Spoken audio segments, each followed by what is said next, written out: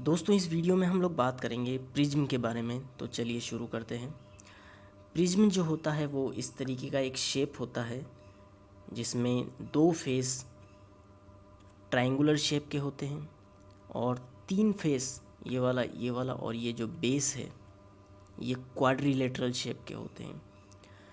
Prism जो होता है वो जनरली ग्लास का यानी कि कांच का बना होता है। दूसरे मटेरियल्स का भी आप इसको बना सकते हैं, लेकिन जनरली कांच का ही बनाया जाता है। प्रिज्म के ऊपर जब लाइट गिरती है तो ये उसको बेंड कर देता है, अपने पाथ से डेविएट कर देता है। यहाँ पे अगर हम इसको सामने से देखें, फ्रंट से, तो ये जो है ट्रायंगुलर शेप का आपको दिखाई देगा। और अगर हम इसको 2D में ड्रॉ करते हैं पेपर पर, तो ये हमने यहाँ पे ट्रायंगुलर शेप का ड्रॉ कर दिया है। अब हम मान लेते हैं कि यहाँ पर एक रे है, लाइट की रे, वो इस पाथ से यहाँ पर PQ पाथ से आ रही है और प्रिज्म से टकरा रही है। तो यहाँ पर क्या होगा कि ये वाला मीडियम जो है वो एयर मीडियम है और ये जो है वो ग्लास यानी कि कांच का मीडियम है। तो ये जो है रेयर मीडियम है और ये डेंस मीडियम है। तो जब लाइट रे रेयर मीडियम से डेंस मीडियम में आती है तो वो नॉर्मल की तरफ बेंड हो जाती है। तो यहाँ पर हम नॉर्मल बनाएंगे सबसे पहले। तो इस सरफेस के परपेंडिकुलर हमने यहाँ पे नॉर्मल बना लिया है और लाइट रे जब यहाँ से आएगी तो अब ये जो है नॉर्मल की तरफ यानी कि ये जो नॉर्मल है इधर बैंड हो जाएगी इस तरीके से और QR पाथ को फॉलो करते हुए ट्रैवल करेगी। उसके बाद जब ये यहाँ पर पहुँचेगी पॉइंट R पर, तो यहाँ पर आप फिर से देखो कि ये वाला जो मीडियम है वो ग्लास मीडियम है और ये जो है वो एयर मीडियम है। तो डेंस मीडियम से रेयर मीडियम में फिर ये जो रे है वो जा रही है। तो यहाँ पर क्या होगा कि जो रे है वो नॉर्मल से दूर हटेगी। तो ये ऐसे आ रही थी QR पाथ से, तो अब ये नॉर्मल जो है यहाँ से दूर हटेगी इस तरीके से। तो ये RS पाथ को फॉलो करते हुए बाहर निकल जाएगी। ठीक है। तो यहाँ पर जो ये रे है PQ, इसको बोलते हैं इंसिडेंट रे, यानी कि आने वाली जो रे है इसको PQ, इसको इंसिडेंट रे बोलते हैं। और ये जो बाहर जा रही है RS, इसको बोलते हैं इमरजेंट रे। अब यहाँ पर कुछ एंगल्स के बारे में बात कर लेते हैं। सबसे पहले जो इंसिडेंट रे है वो नॉर्मल से जितना एंगल बना रही है उसको बोलते हैं I, एंगल ऑफ इंसिडेंस। उसके बाद यहाँ से रिफ्रैक्ट होके ये QR पाथ को फॉलो करते हुए जब ये बाहर जाएगी तो यहाँ पर फिर बाहर जाने वाली जो रे है वो नॉर्मल से जो एंगल बना रही है उसको बोलेंगे E, यानी कि एंगल ऑफ इमरजेंस। इमरजेंस का E जो है उसको यहाँ नाम दिया है। अब यहाँ पे देखो 2 बार रिफ्रैक्शन हो रहा है, इसकी वजह से ये जो लाइट है, लाइट की जो रे है वो डेविएट हो जा रही है अपने पाथ से। अगर ये प्रिज्म नहीं होता तो क्या होता कि ये जो रे है इस तरीके से निकल जाती, लेकिन चूंकि प्रिज्म यहाँ पे रखा हुआ है इसलिए ये बैंड होके डेविएट हो गई अपने पाथ से और इस तरीके से ये अब इस तरीके से जा रही है। ठीक है। तो ये इतने एंगल से डेविएट हो गई यानी कि मुड़ गई इतने एंगल से। तो ये वाला जो एंगल है ना, इसको PQ रेस को आगे बढ़ाने से और RS रेस को पीछे मिलाने से यहाँ पर ये मिल रही है। तो ये वाला जो एंगल है ना, इसको बोलते हैं एंगल ऑफ डेविएशन। ठीक है, डेल्टा, एंगल ऑफ डेविएशन, यानी कि इतने एंगल पे ये डेविएट हो गई। और ये जो एंगल है A, इसको बोलते हैं प्रिज्म एंगल। ठीक है, ये वाला जो एंगल यहाँ पे है आप देख सकते हो, इसको बोलते हैं प्रिज्म एंगल। अब यहाँ पर जो हमारा मेन काम है वो है डेल्टा को निकालना, ताकि हमें ये पता चल सके कि जो प्रिज्म है वो कितना डेविएट कर पा रहा है लाइट रेज़ को। तो यहाँ पर जो है हमें थोड़ा सा मैथमेटिक्स का यूज करना पड़ेगा। तो अगर आप देखो AQNR, इस क्वाड्रिलेटरल के जो इंटरनल एंगल हैं उनका सम 360 डिग्री होगा, मैथमेटिक्स में आपने पढ़ा होगा। तो इन द क्वाड्रिलेटरल AQNR, यहाँ पर अगर आप देखो तो ये जो एंगल है QAR, ये वाला एंगल, प्लस AQN, ये वाला एंगल, प्लस QNR ये वाला एंगल प्लस ARN ये वाला एंगल, इनका जो सम है वो 360 होगा। QAR जो है वो प्रिज्म एंगल है, ठीक है, ये वाला एंगल प्रिज्म एंगल है, तो इसको हमने नाम दिया था A, तो QAR की जगह लिख दिया जाएगा A। AQN जो है ये वाला एंगल, ये अगर आप देखो तो इस सरफेस और इस नॉर्मल के बीच का एंगल है। अब ये जो नॉर्मल हमने बनाया था ये 90 डिग्री बनाया था सरफेस से, तो ये वाला जो एंगल है AQN वो 90 डिग्री होगा। ऐसे ही सेम ARN जो एंगल है वो भी 90 डिग्री होगा, क्योंकि ये भी नॉर्मल और सरफेस के बीच का एंगल है, ठीक है। तो यहाँ पर AQN ये वाला एंगल 90 डिग्री दिया है और ARN ये वाला एंगल भी 90 डिग्री है, और QNR हमें पता नहीं है तो हमने इसको ऐसा का ऐसा ही लिख दिया है, इक्वल टू 360 डिग्री, ठीक है। तो यहाँ से हमारे पास आ जाएगा A प्लस QNR, 90 प्लस 90 को उधर ले जाएंगे RHS में, और 360 माइनस 180 बचेगा, तो A प्लस QNR जो है 180 डिग्री आ जाएगा। इसको हमने नाम दिया है इक्वेशन 1। अब यहाँ पर इस ट्राइंगल में अगर आप देखो QNR, तो इसके जो इंटरनल एंगल हैं इनका सम 180 डिग्री होगा। तो R1 ये वाला एंगल, R2 ये वाला एंगल प्लस ये वाला एंगल QNR, इन तीनों का सम जो है वो 180 होगा।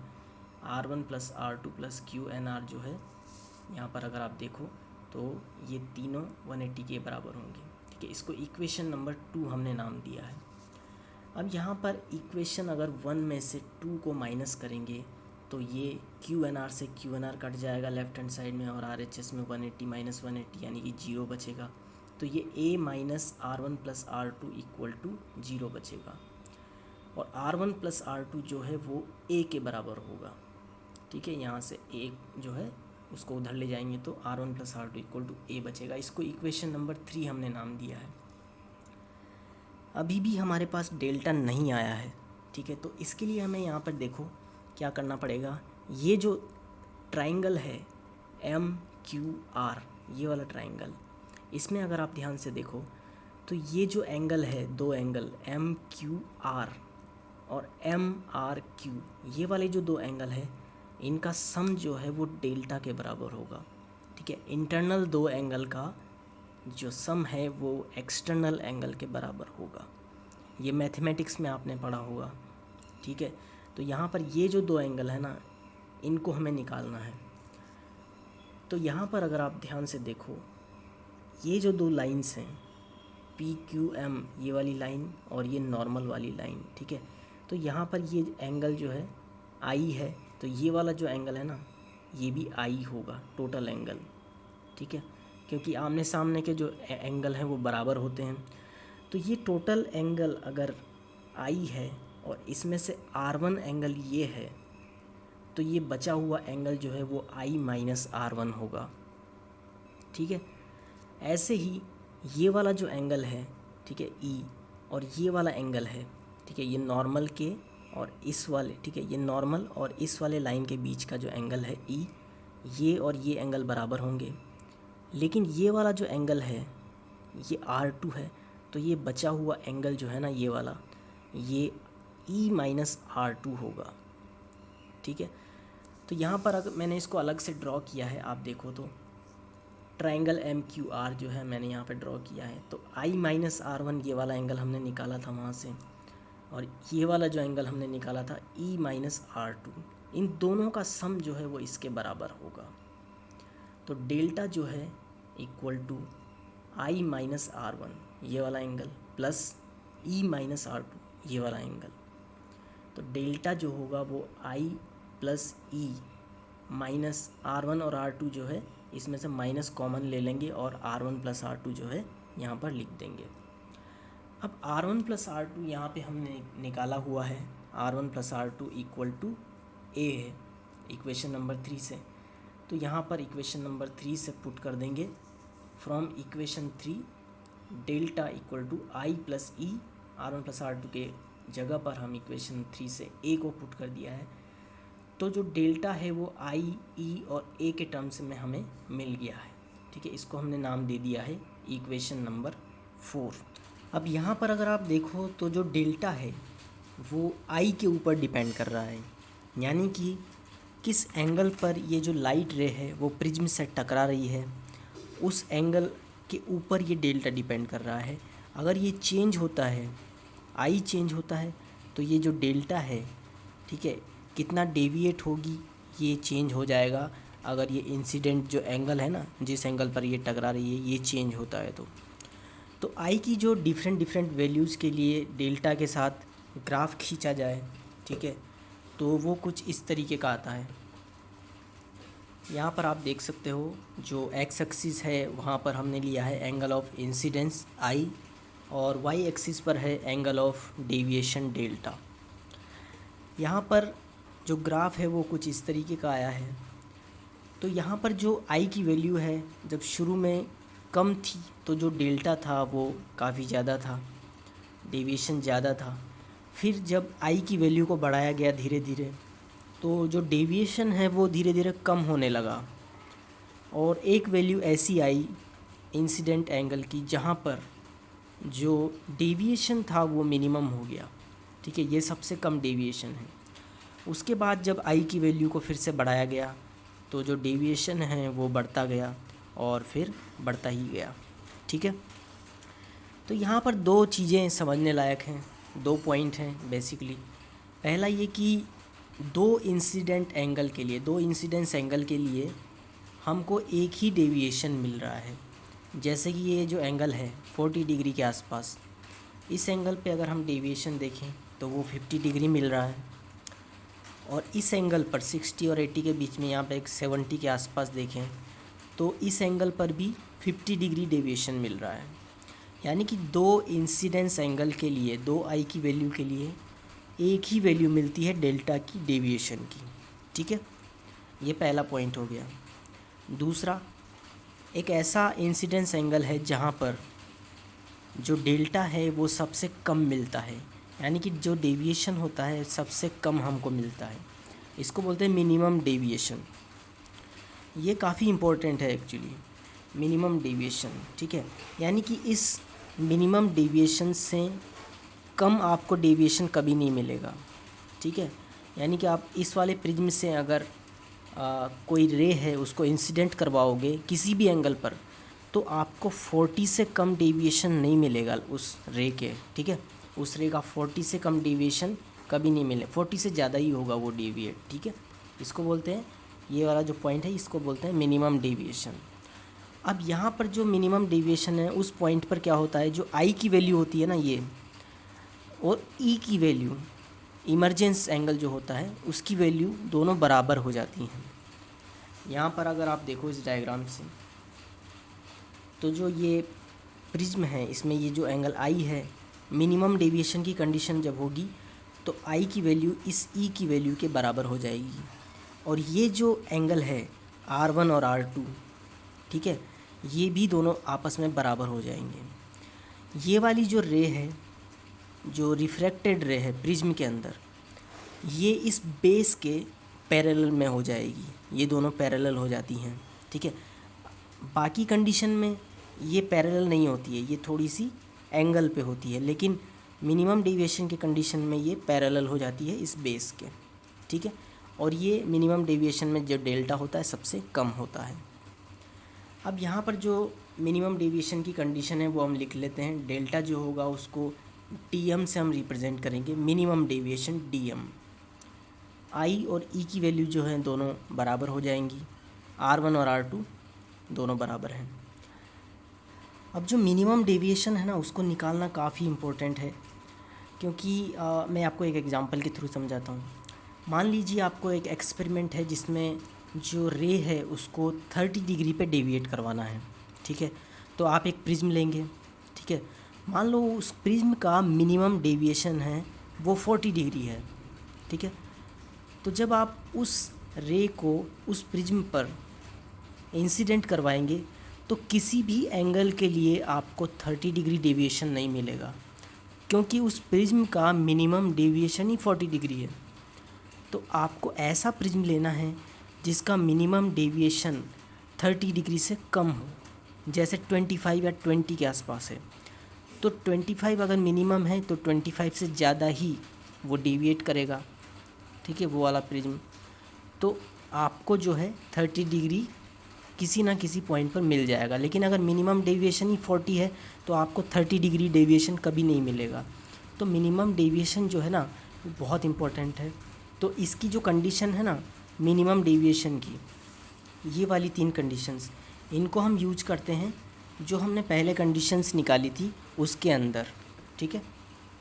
तो यहाँ पर अगर हम देखें तो ये वाली जो कंडीशंस है ना, इक्वेशन नंबर 3 और इक्वेशन नंबर 4 जो हमने पहले निकाली थी, R1 + R2 = A और डेल्टा = I + E - A, ठीक है। ये 2 कंडीशंस हमने निकाली थी पहले। इनमें हम मिनिमम डेविएशन की जो कंडीशन है उसको पुट कर देते हैं। तो मिनिमम डेविएशन की कंडीशन क्या है, R1 = R2। तो R2 की जगह पर हमने R1 को पुट कर दिया है, तो ये हो जाएगा 2R1 = A और R1 = A/2। इस इक्वेशन में हमें डेल्टा की जगह DM पुट कर दिया है, मिनिमम डेविएशन। I और E बराबर हैं तो E के जगह पे हमने I पुट कर दिया है, ठीक है। तो ये हो गया I + I - A। तो I + I जो हो जाएगा 2I - A और A को हम LHS में ले जाएंगे, DM + A हो जाएगा = 2I और यहाँ से I की वैल्यू अगर आप निकालोगे तो वो आएगी A + DM/2। अब यहाँ पर जो ये वाला प्रिज्म है इसमें हम स्नेल्स लॉ लगाएं तो स्नेल्स लॉ अगर हम लगाएंगे यहाँ पर तो ये ऐसा लगेगा, N1 इस मीडियम का refractive index into sine of incident angle I = N2 into, यानी कि इस मीडियम का refractive index into sine of refracted angle, ये वाला एंगल R1, ठीक है। तो यहाँ पर N2/N1 अगर हम निकालें तो वो आएगा, ठीक है, साइन I/R1 और I की वैल्यू अभी हमने निकाली है, यहाँ से I की वैल्यू अगर हमने निकाली है A + DM/2 और ये वाली जो वैल्यू है R1 की A/2, ठीक है, इसको हम पुट कर देंगे यहाँ पर। तो I की जो वैल्यू है A + DM/2 यहाँ पे पुट कर दिया हमने I की जगह पर, मिनिमम डेविएशन की कंडीशन निकाली थी उसको। और R1 जो है उसको हमने A/2 यहाँ पे निकाला था, ये वाला, इसको भी पुट कर दिया है, ठीक है। तो ये जो N2/N1 है इसको हम लिख सकते हैं N21, ठीक है, जो कि N2/N1 के बराबर ही होगा, = sign A + DM/2 upon sine A/2। अब एक कंडीशन होती है कि अगर साइन थीटा में थीटा बहुत छोटा है, बहुत स्मॉल एंगल है, तो ये अप्रॉक्सीमेटली जो होता है थीटा के ही इक्वल हो जाता है। तो इस कंडीशन का यूज हम यहाँ पे करेंगे। So for small angles prism, जिस प्रिज्म का एंगल बहुत कम होता है प्रिज्म एंगल, ठीक है, उन प्रिज्म एंगल के लिए ये वाली जो टर्म होती है ना ये बहुत छोटी होती है। तो साइन थीटा को हम उस स्मॉल एंगल प्रिज्म के लिए थीटा लिख सकते हैं। तो N21 जो है यहाँ पर, N21 जो है अप्रॉक्सीमेटली इक्वल हो जाएगा A + DM/2, क्योंकि साइन थीटा को सिर्फ थीटा लिख दिया है हमने यहाँ पर, A + DM/2 आ जाएगा, डिवाइडेड बाई यहाँ पर होगा A/2, ठीक है। तो 2 से 2 कट जाएगा तो ये बचेगा N21 = A + DM/A, ये हो जाएगा 1 + DM/A और 1 को अगर हम इधर ले जाएंगे लेफ्ट हैंड साइड में तो N21 - 1 = हो जाएगा DM/A। अगर हम यहाँ से DM, क्योंकि हमें मेन काम जो है मिनिमम डेविएशन निकालना ही है, तो मिनिमम डेविएशन अगर DM है तो DM को हम निकालेंगे तो N21 - 1 × A, ये हमारे पास मिनिमम डेविएशन आ गया है। यहाँ पर अगर आप देखो तो जो मिनिमम डेविएशन है वो एंगल, प्रिज्म एंगल के ऊपर डिपेंड कर रहा है, यानी कि प्रिज्म एंगल अगर कम होगा तो जो मिनिमम डेविएशन है वो भी कम होगा, ठीक है। तो जो स्मॉल एंगल प्रिज्म होते हैं ना, जिनका A जो होता है वो बहुत कम होता है, छोटा होता है, ठीक है, जैसे कि इस तरीके के प्रिज्म, इसको बोलते हैं थिन प्रिज्म। इनका जो एंगल होता है प्रिज्म एंगल वो बहुत कम होता है। तो इस तरीके के प्रिज्म जो होते हैं ना वो लाइट को ज़्यादा डेविएट नहीं करते हैं फॉर स्मॉल एंगल प्रिज्म, क्योंकि एज बहुत कम होता है इसलिए जो डीएम होता है डेविएशन वो भी कम होता है उनका। तो जो थिन प्रिज्म होते हैं वो लाइट को ज़्यादा डेविएट नहीं करते हैं। ठीक है, तो प्रिज्म के इस वीडियो में फ़िलहाल इतना ही। अगर आपको वीडियो अच्छा लगा हो तो इसको लाइक कीजिएगा और हमारे चैनल को सब्सक्राइब कीजिएगा और आपके दोस्तों के साथ भी इसे शेयर करें और बेल आइकन को भी प्रेस कर दें ताकि हमारे नेक्स्ट वीडियो के जो नोटिफिकेशंस हैं वो आपको तुरंत मिल जाएं। Thanks for watching this video.